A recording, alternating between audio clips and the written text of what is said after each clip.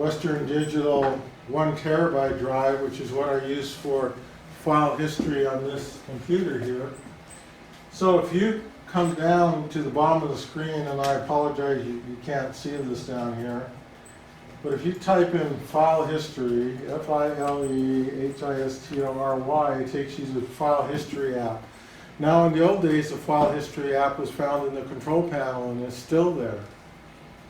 But now in Windows 10, the file history app is under file, under backup settings. Okay? So on your computer, we're looking at the backup page, which is on the update and security. Remember this? You go home and you go update and security here. Takes you to this page. And this is where your backup application is here. Okay? Now I have file history turned on. If you've never used it before, what is it going to ask you for? It's going to ask you to connect a drive. So you have to go out and you have to get a drive to hook up with it. So you can hook up either a external drive like this, or you can even use a little memory stick. That would be okay if you have enough storage on it. Because when you're backing up using file history, you're essentially backing up your profile. Okay? And your profile usually doesn't have a whole lot of data on it compared to your whole computer. So first thing you do is you come up here and you choose a drive, and then that turns automatically back up my files. Okay, we're going to look at more options here. And you can see on my passport, which is right here, after formatting and everything, it only has 931 gigabytes on it. So it's a 1 terabyte drive basically formatted, so it doesn't have the full 1,000 gigabytes. The last time it was backed up was a few days ago. If I click backup now, it will back up the files that I've changed. I have backup my file set to daily. You can see there's nothing longer than daily. I think it should have a week or a month or things like that. But instead, they're talking about that business person who's talking to someone in Europe, who wants to have it. The default is every hour is going to do a backup, but I have no need for that in my current situation. Plus, I don't like keeping my backup drive plugged into my computer. Why don't I like doing that? Because I don't want it to get destroyed by ransomware. And if there's a drive hooked up to my computer all the time and the ransomware has the intelligence to look for it and find it, well, there go my backups, in my current data files. Okay, so I said I did a system image on my computer, and then I do file history. Okay, so if I had a complete disaster on my computer and I needed to restore it, first I would restore the system image, which would have everything in it from the day I did the backup. Remember, it's a snapshot, so it had everything. The way it's been written on my hard disk is the way it's written on my system image, and it will restore that back. And then I restore my rest of my files using file history, because everything in my profile is kept there. And the only things that really changed between then and now are going to be the files that I saved into my profile, unless I added other programs and things like that, but I haven't. So I can use file history to restore my files. And I can restore my files. C users Bruce T, that is my profile. Remember, when you log on to your computer, I log on with Bruce T. It takes me to my profile, and file history automatically backs up everything in your profile. So I'm also backing up some stuff on OneDrive. I'm also backing up any music that I have under the public user. That wasn't there. That's something I had to add myself because you can back up pretty much anything you want in file history. You can add a folder to file history from someone else's profile as long as you have permissions to get to their information. And if you're an administrator, you can get to anybody's data. If you're a regular user, you cannot get to everybody's data. So that's where the server user roles come in and things like that, where you can control the access to different resources on your computers. If I want to stop using it, use a different drive, I can stop using the drive right here. The file history is really nice because if I haven't used it in a while, it will pop up and say you haven't backed up your computer in 7 days. You know, plug your drive back in, and then as soon as I plug it back in, it will start to back up automatically. Since I have it set for daily, if I did my last backup at 5 o'clock in the evening, the next time it's going to automatically back up is going to be 5 o'clock the next day, and then 5 o'clock the day after. If I start it off manually, if I kick it off manually here at 3 o'clock in the afternoon, what time is it going to do it tomorrow if it's still plugged in 3 o'clock? So it's going to remember the time that you did it last, because it really doesn't help to have a computer doing a backup if your computer is turned off. It wants to do a backup when your computer is turned on, and it figures since your computer is on at 3 o'clock, chances are it's going to be on at 3 o'clock tomorrow. So it's going to assume that that's a good time to do a backup. Does that make sense? Mm-hmm. Okay. If we go back, do you want to go to Could I ask a dumb question? yes, you can. Over here. Why wouldn't you want to do a backup when your computer's off? Because there's no power on your computer, you can't do it. Thank you. Now that was a good question. Okay? Okay. In answering it, yeah, your computer has to be on in order to do a backup. Well, that's another thing, like, for example, it'll say, like, it'll be on there, it'll say back your computer up at 3 in the morning.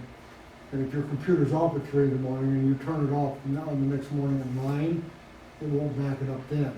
Right. But you can always go and you can go to more options here.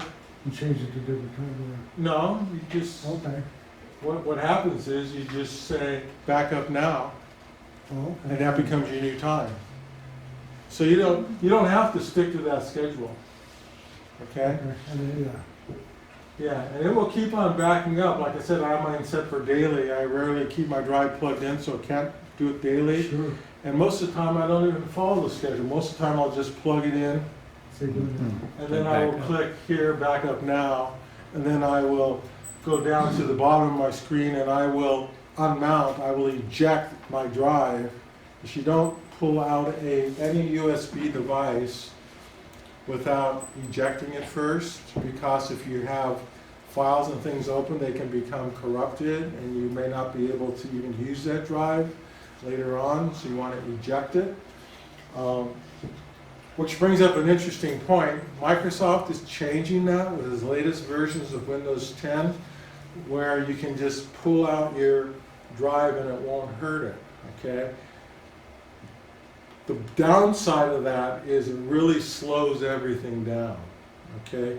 Because your computer has something called a write-ahead cache and a write-back cache, which means that it can continue writing to your device even when you're doing something else, okay? And when those caches are turned on and you pull your plug out, that's when you can destroy your drive and your data, okay? That also speeds things up when it comes to doing backups because it can control when things get written at the maximum speed. What Microsoft is doing is that they are getting rid of that feature of that cache, and basically they're just writing in real time, okay? So after things are finished and you pull out the plug, you're not going to lose anything. So, A couple of things, Bruce. One is, if you turn your computer off and you have something plugged into it, and you turn the computer off, turn it down, cut it down, then you can take it out, can you not? Right, because when you turn your computer off, your drives get unmounted. The other thing is that sometimes you try to eject it, and it says can't eject it because it's in use. It's So you busy, go and you try to close it, right? and then you go back to eject, and it still says it's busy or being used or something. Right, that's because the right forward or right back caches are still active at that Okay. time. And won't let you do it until you either have closed, you might have a dialog box open that you need to close, or you might have a file open or a window open that's attaching to a file on that device, so it is locked. And it So could be won't let- behind that screen that you're It looking can be behind it, at. right? Okay. So you have to make sure that it's completely unlocked, and then it will let you shut it down. Did you have something, Steve? Yes, just a note that you might want to do the eject like you're used to doing the 1903, the latest update. Here in the office, I was working on a 1903 machine, and I knew that they had made that change, so I pulled my flash drive out and it blue screened the machine. Yeah. And so then I had to reboot it, and it recovered, but I don't think they've got the bugs worked out of that yet. No, but they will give you Eventually. they will give you the option to keep the old style like we have right now. I actually have gotten so used to it, I wouldn't want to switch to their new way of helping us. I kind of like the old way, but at this point, with the new updates, things are just going to come at us, and we'll have to adapt to them. If you're not a computer hobbyist, to the point where you're not willing to try things or take the time to recover, you're not going to be a happy camper. If you accept it as just part of the game, well, then you may still not be happy, but at least you'll get in there and you'll learn how to fix it. Because that's how you really learn. We were talking about earlier, the best way to really know if you know the stuff is try to teach it to other people. But the best way to learn it is to have it break on you and then fix it. And keep on trying to fix it, because pretty soon you get pretty good at fixing things and not as much surprises you. But every day, there's always something that you have the potential of breaking. And I know because I've been there and I've done it. So, when you want to restore your files, I'm looking for the restore files from current backup. Now, I never really used this piece before until I was preparing for this presentation. I didn't even know there was a GUI. I would just go to my drive and I would just return them to where they came from. Well, there's a whole GUI here that basically you can see this is the last drive I did, and there were all these files in there for my last file history backup. And then this is the day before when I did it the day before, and I can actually go into one of these files here and go into my documents. And you can see it's got all the names of the files and things like that, all the folders and files. And you notice there's no date or anything after them, but I'm going to show you something here that's going to be a little bit interesting for most of you. Others will find it a complete bore. Let's go here. So this is my passport. This is a Western Digital Passport drive. I've got all kinds of stuff on here, but one of the things you'll see is there's a folder on here called File History. Okay, now we're going to take a long trip down the yellow brick road here. Okay, here's our first brick. Did you have to create that, or was it already in there? That was when I did file history, the first time it created it for me. This is a file structure for file history on my recovery drive. So yours would look just like it. It might have a different drive letter, depending on how many disk drives you have in your computer. But file history creates this file structure for you. If I open this up here and I open this here, you can see as I go down the list here. So I have my file history folder. I have my bridge T folder.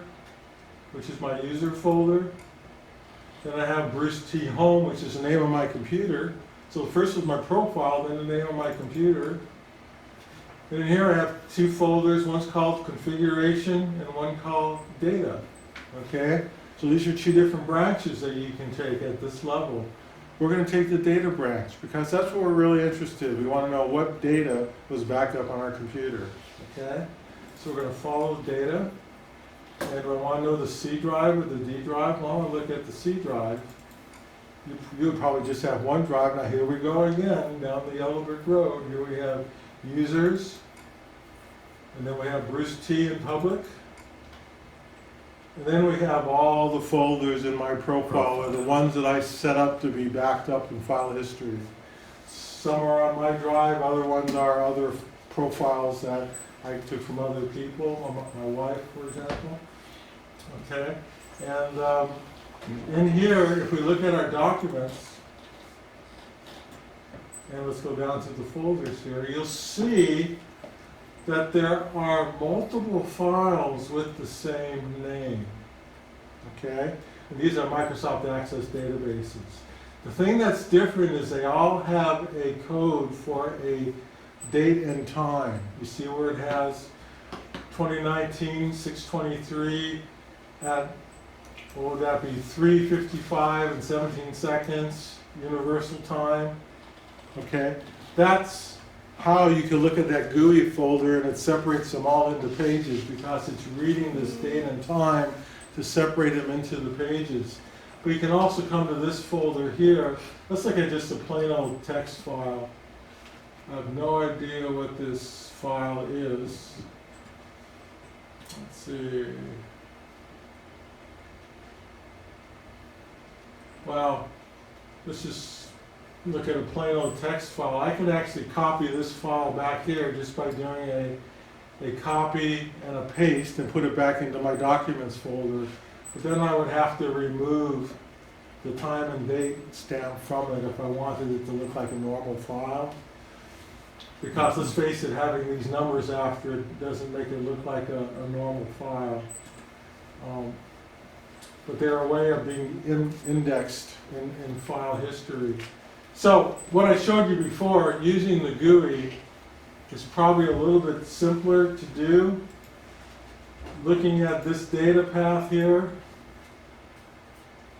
users, Bruce T, and then all the folders here, then all the files under it. This is what I call traversing the yellow brick road. That's what kind of why we got the little Dorothy from Wizard of Oz in there. Because you're following this from this brick to this brick to this brick to this brick to this one to this one to this one to this one. It's quite a long way down that path before you finally get to your files, okay? And a lot of people get confused with that.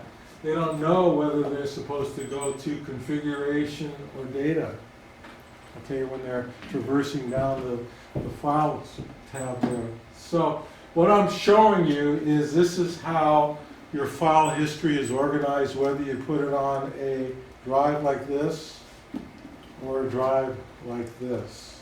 It's going to get organized the same way. Okay. Close this here. It's a long way down that path. Now 1 terabyte isn't a really big drive, okay, but it's fine for your data. And you can probably get 1 or 2 system images on there if you haven't saved too much information. Well, I'm going to go down to the bottom here, and I'm going to eject this drive and see if it lets me do it.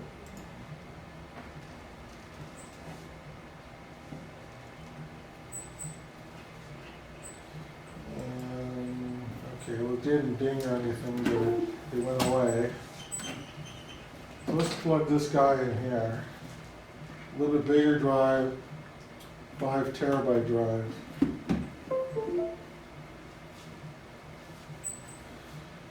So I highly recommend that everybody in the club have at least one mass storage device external. When I go on vacation, I put this in my safe deposit box. You know, that way if I come back and my house and computer aren't available, I still have all my images and all my data. Not that they're really gonna go away anywhere. What size do you recommend? I recommend minimum of 1 terabyte, but I'd recommend you get something larger than that. Okay, and this one here, you notice it doesn't have a power plug, but you can also get them with external power as well. I've had really good luck with these, and I've worked with some of the others as well. Okay, let's go back to, this one's also called My Passport. Now this one has a little bit different file structure. It also has file history because it's used for backing up a different computer. This file history, I double click on this and it takes me to the name. This is my user profile here, okay, on this computer that I have I'm backing up. This is the name of the computer. Which branch do I want to go on? Configuration or data? Data. Let's go down data. I'm on the C drive. Users. One user here, and I have my data here. So it's the same thing, but what's different on this drive here is if I go back to the root of this directory, I also have something called iDrive disk image, okay? And in here I have, for this computer, I have this disk image here, and this disk image is almost half a terabyte itself. So if you couldn't put 2 or 3 disk images on here, and also your file history, there's just not enough room.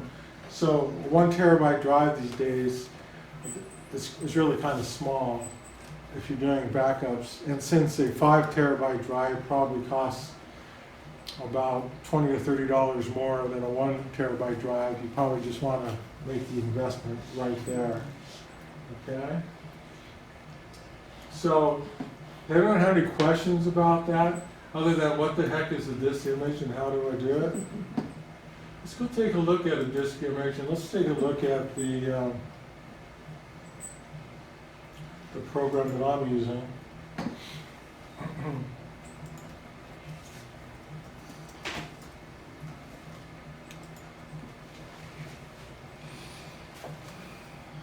Okay, like I said, I'm using a program called iDrive. And it's a cloud backup program, very similar to Carbonite. Okay. Come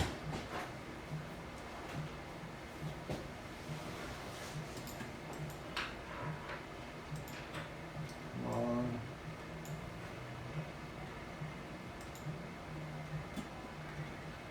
It's not behaving. Oh my God, the cloud went away. No, I hit the restore here, and it's not restoring down. Here we go. Now I can move it up.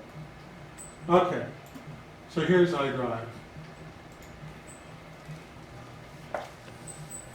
So you can see this is my normal backup. So I back up my profile, because you can see users, Bruce T, my desktop, my documents, you know, different things that I have in here, plus my admire and strong, you know, tests that I took back in the day, back those things up. And basically, these are my online backups that actually get sent out to the cloud. But you can see on the bottom here, there's also something called disk image, okay? If you do a disk image backup, I have to tell it where I want to do the backup. Okay, now I want to do it kind of on the largest drive here, which is my external drive, so that would be my F drive here. Okay, and the location for creating the disk image. Let's see. Oh, select the drive you wish to create image. So this is the one I want to create the image. How do you know what F drive is? F drive? Well, because if you look in here, if you look at your file explorer, you see right down here, my passport is my F drive. See right there? So that's how I know it's there. and where you want to create it. So if I want to back up my drive and I want to send it to the F drive, I would set it up like this. I want to back up my C drive to my F drive. I would just click on create a disk image and it will come up with my disk image file. And basically it's going to take my C drive, it's going to make a picture of it, which I can restore back to my system. And then let's say I did this last week and I changed a few files and file history caught those. I would do my disk image first, then I would restore whatever I have on file history and I'd be completely up to date.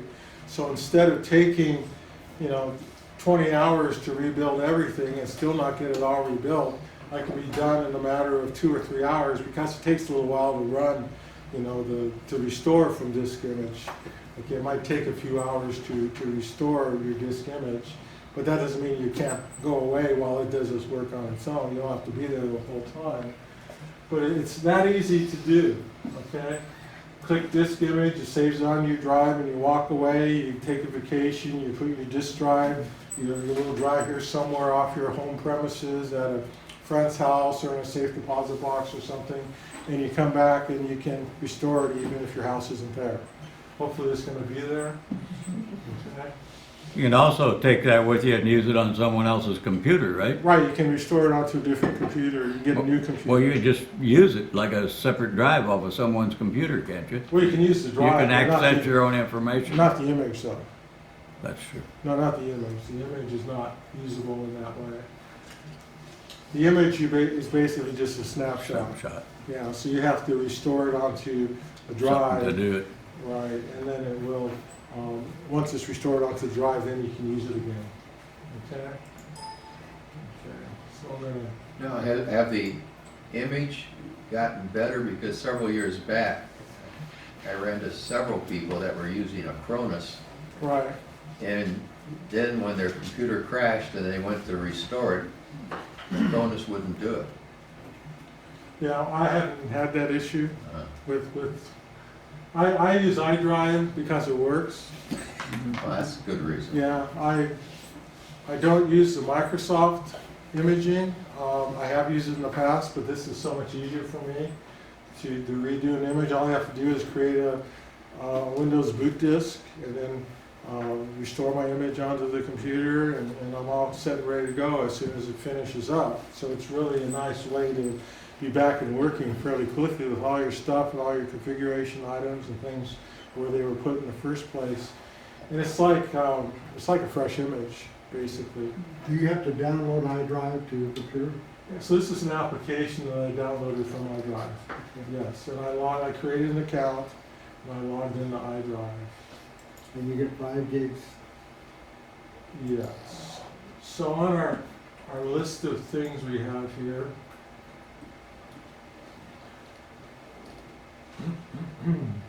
so these are the different ratings of the backup programs, the online backup. If you click on Tom's Guide or PC Magazine, they put iDrive first. This happens to just be the one from the Balance, which uses Backblaze as the best overall. But if you have multiple computers, iDrive is, like Steve said, it's good, really good for multiple computers. But basically, if you go out to the iDrive site, and this is kind of what you can expect when you go out to these sites. Excuse me while I find my mouse here.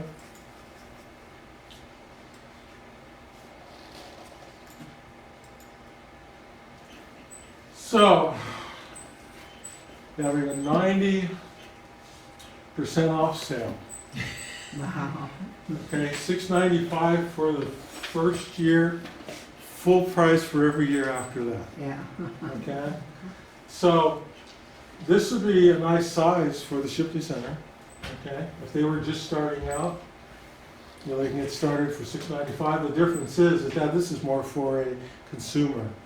They have consumer plans and they have business plans. Okay, so their basic plan, which is 5 gigabytes, is free. Okay, I think I probably have 4 different accounts on iDrive for 4 different computers for free accounts. I'm kind of abusing the system a little bit myself, but I don't think any of them is storing more than 3 gigs of data. So I can't even, with all the years I've been computing and have things in my profile and files that I want to keep, I don't even have 3 gigs of data that I want to keep, but I have terabytes of space, you know. But most of it is like that first cartoon we showed. Most of it is crap, you know. It doesn't really, you don't really need to back up that stuff, especially these days with Windows. In the good old days, you know, if Windows screwed up, you know, you'd have to reinstall Windows. These days, you reset Windows, okay?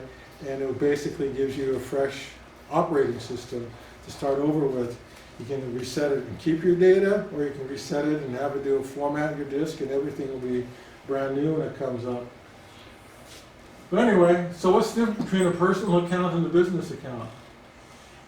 Well, they can screw you more than a $20. business account. $22. Yeah, I mean, there are actually some safeguards in the business account. There are things that you can do in the business account, like you can do backup things like Exchange or SQL servers and things like that, that are often required in the business environment.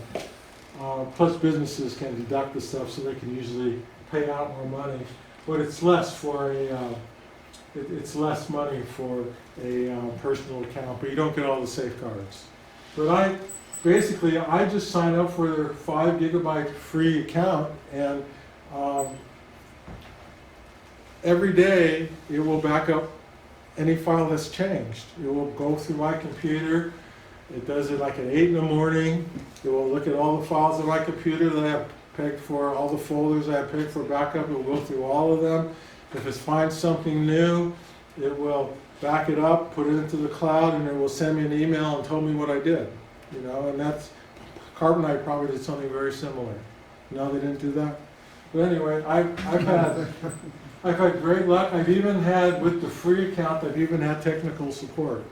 You know, this is one where they give you technical support. You can see in the small business cloud backup, they give you secure protection. It's secured, and it gives you stuff for your business computers, including Exchange, which is email, SQL, which is your databases, your network attached storage, and it will also do your mobile devices.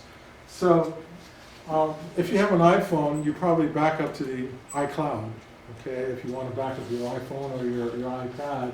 If you have an Android device, you can back up to the Google Cloud. And usually they give you enough free storage to do all of that. But when you create an account, it's an encrypted connection between you and them. So you have to create a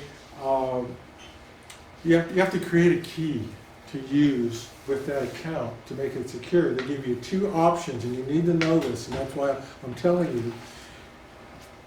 You can either make up one yourself, but if you forget it, you lose all your data. Okay? If you let them create a key for you, they can recreate it if they need to, so you wouldn't necessarily lose all your data. So if you do go to iDrive and you do this 5 gigabytes for free, and it's worth the price, for sure. And it works really well, and it gives you, had a nice little GUI we were looking at a little while ago, and it's not really that hard to figure it out. And there's YouTube videos about how to do it on YouTube. Most of you would be just fine with a high 5 gigabyte free account, and you can also restore to it. But can you do a system image with this? Not unless you have a really small image. The Windows operating system itself is about 26 gigs, so that wouldn't work very well. So you're going to have to go to one of these larger accounts if you want to do system images in the cloud. But you can do what I do. You can have it back up all the stuff that changes that you're interested in, which is going to be less than 5 gigabytes. And when you do your system image, you don't save it on the cloud, you save it to here. Okay? So you can have a 500 gigabyte system image on here, and you're using, this is a 5 terabyte drive, so it's only using 1/10 of the drive, and you're keeping all your data backups for free, daily, and it's doing it automatically whenever your computer is on. It's, so what do I have for backing up on my system? I have to hit it harder.